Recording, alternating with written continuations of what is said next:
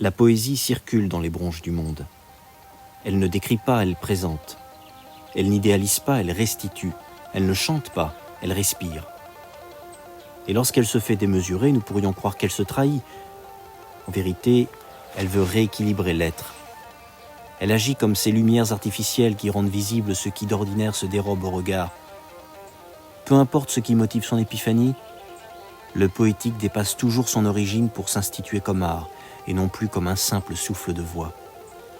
Il y a un enjeu de la poésie, qui consiste à prendre place dans l'universel. Il s'agit même de la principale difficulté. Si la poésie témoigne d'une participation à l'être, elle s'emploie précisément à développer l'esthétique de ce mode participatif.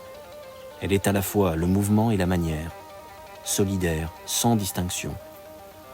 Écrire un poème, c'est se transporter poétiquement dans l'être pour s'y situer.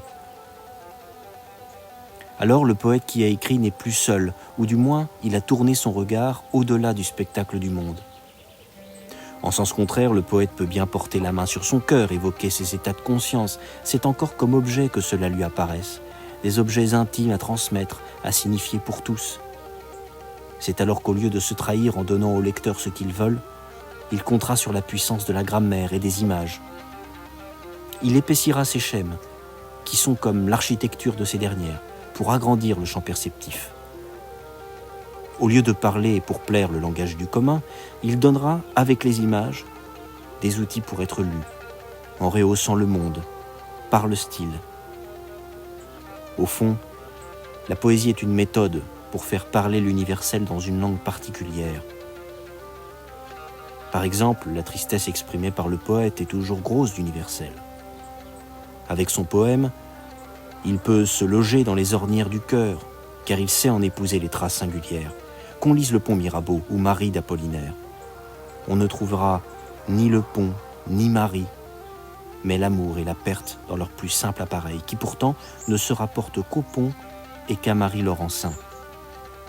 Par quel miracle donc le lyrisme si personnel d'Apollinaire peut nous apparaître si loin de lui et si proche de nous?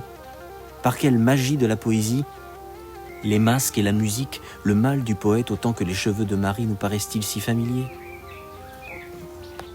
Là se trouve la singularité de ce qu'on appelle véritablement un poème. Apollinaire n'évoque rien de trop à lui et ne laisse que des lignes fragiles qu'il faudra épaissir.